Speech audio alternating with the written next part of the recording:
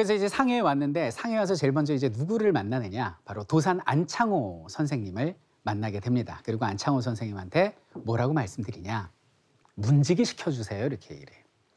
근데 그때 안창호 선생님이 뭐라고 생각을 하시냐면 지금 내가 특별한 어떤 그 관직이나 벼슬을 주지 않아서 서운하셔서 나한테 일종의 시위하시는구나. 그렇게 생각한 거예요. 그러니까 김구 선생이 그냥 창문 닦고 마당 쓸고 딱 그 일하는 게 내 소원인데 그거 좀 시켜주세요라고 한 거예요. 그러니까 안창호 선생님이 딱 명함을 만들어 경무국장. 지금으로 따지면은 뭐 경찰총장, 국정원장 정도를 준 거죠. 그래서 경무국장 하시면서 아까 그 얼굴 보셨잖아요. 정말 무서우셨어요. 그래서 밀정이 있으면 과감하게 가서 처단하시고 완벽한 이제 경무국장의 역할을 하고 계셨죠.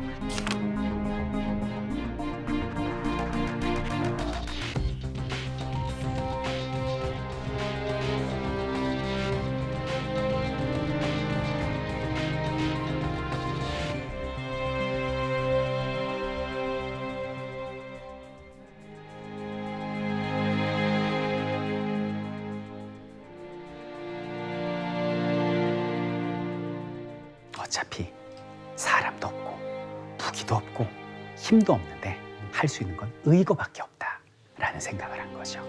그리고 마침 그때 임시정부가 잘 되려고 했는지 바로 그분이 임시정부를 찾아옵니다. 이봉창이었습니다. 자기가 무슨 뭐 일본에서 왔는데 일왕을 내가 격살하려고 왔다. 뭐 이런 식으로 얘기를 하는 거예요. 근데 한국말도 못하고 좀 약간 이상한 거지. 그래서 술을 먹여본 거예요. 속이는 말을 하니까. 근데 막 얘기를 하는데 이봉창이 그러더래요. 당신들 임시정부 왜 일본 천황 못 죽입니까? 이렇게 묻더래. 이 얘기를 듣고 저 보통 사람 아닌데? 그래서 따로 불러다가 독대를 해요.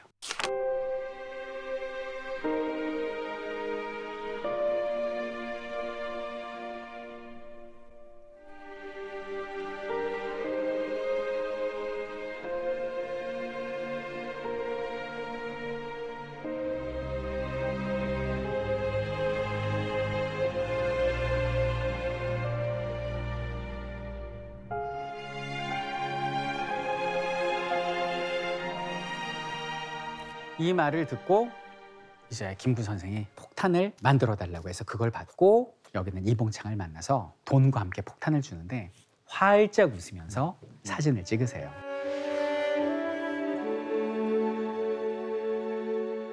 그러니까 김구 선생님이 한 젊은이가 이제 떠나가는구나라는 생각에 표정이 어두워졌는데 의사께서 너무 걱정하지 마세요. 저는 영원한 쾌락을 위해 떠나가는 건데요. 뭐 그러면서 얼굴 피세요 그러면서 이제 둘이 작별을 하는데 저는 그 문장을 잊을 수가 없어요. 무정한 자동차는 경적 소리를 내며 떠나간다. 그리고 나서 이봉창이 그 유명한 도쿄 사쿠라담에서 일왕한테 폭탄을 던졌는데 문제는 이제 터졌는데 이제 위력이 없죠. 그래서 일왕한테 어떤 그 치명상을 입히지 못한 거예요. 하지만 이봉창 의사의 의거가 실패라고 생각하지 않는 게 이봉창 의사의 의거가 있었기 때문에 세상의 모습을 드러낼 수 있었던 분이죠. 매헌 윤봉길 의사죠.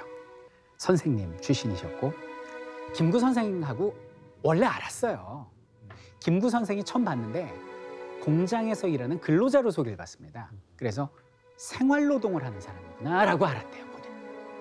1년간을. 그런데 생활노동의 야채장수인 줄 알았던 그 윤봉길, 그 젊은이가 이봉창 의거에 찾아온 거죠.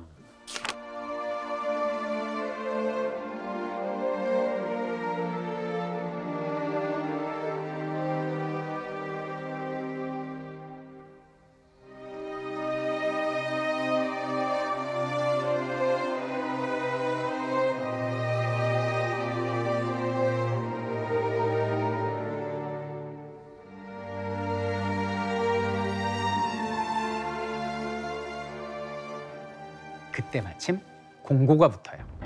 참석하는 자는 물병 하나, 도시락 하나, 일장기 하나를 지참하고 매표소로 오시면 됩니다라고 붙은 거예요. 이걸 두 분이 보자마자 폭탄 제조를 주문합니다. 시간은 단 3일.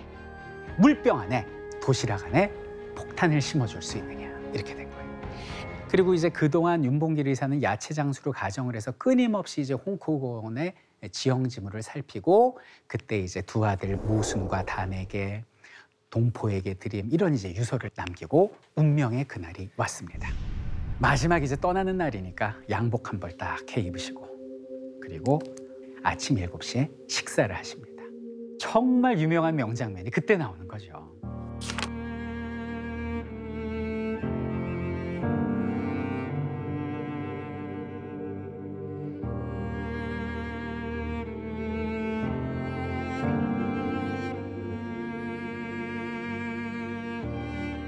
그래서 두 분이 시계를 바꿔 차시고 좀 더 이제 그 세부적인 내용이 또 백범일지에 나옵니다. 김구 선생님이 나지막히 되뇌었다는 거예요.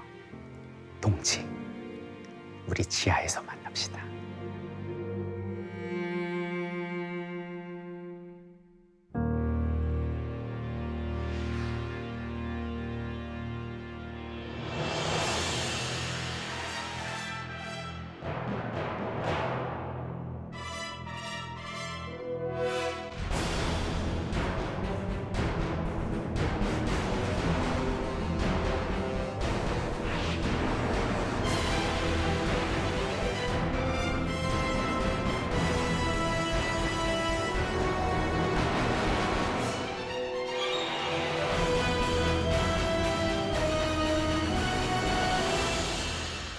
이것 때문에 완전히 바닥까지 떨어져서 땅속까지 파고 들어갔던 대한민국 임시정부가 기사회생할 수 있는 기회가 됐고 대스타가 되시죠, 임시정부가. 그래서 그때 이제 장개석을 만나고요. 지원하겠습니다.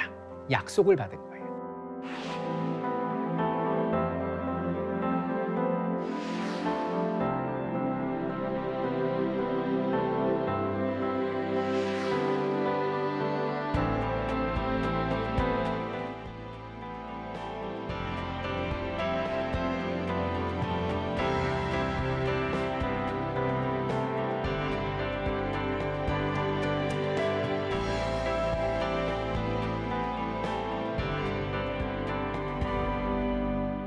(1941년에) 우리의 꿈을 펼칠 기회가 옵니다.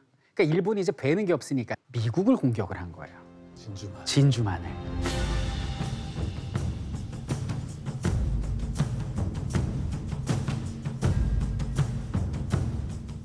이때 김구 선생님은 됐다. 드디어 애들이 잠자는 사자의 코스염을 뽑았구나. 대일대독 선전포고를 하고 연합군과 손을 잡게 되는 계기가 되고요.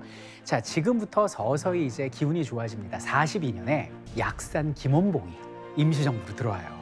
의열단. 의열단. 그러다 이제 1945년이 되면서 드디어 우리도 이제 손에 총을 잡습니다. 그게 뭐냐? 미국이 도와줘요. OSS에서 특별히 특공대를 뽑습니다. 그래서 한국 광복군 중에서도 이제 특급 전사들을 따로 뽑아가지고 정진군이라는 특수부대를 만들어요. 그래서 열심히 군사훈련을 해서 잠수함을 타고 1945년 9월쯤에 우리나라에 잠입해서 일본을 쓸어버리자는 전투훈련을 받다가 그날이 온 거예요. 8월에. are all important. Dread with a threat, but 耐え難きを耐え、忍び難きを忍び、もって万世のために太平洋を開かんと欲す。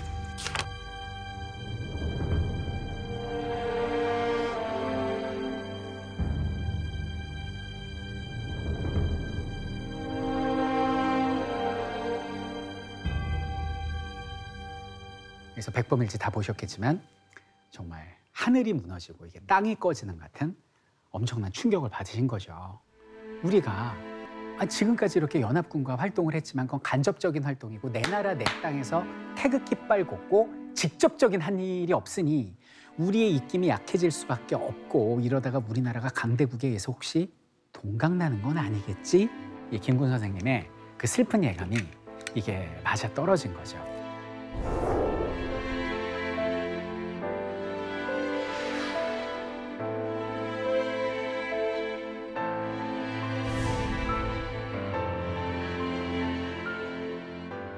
근데 너무 유명한 얘기죠. 김구 선생님한테 하나님이 너 소원이 뭐야?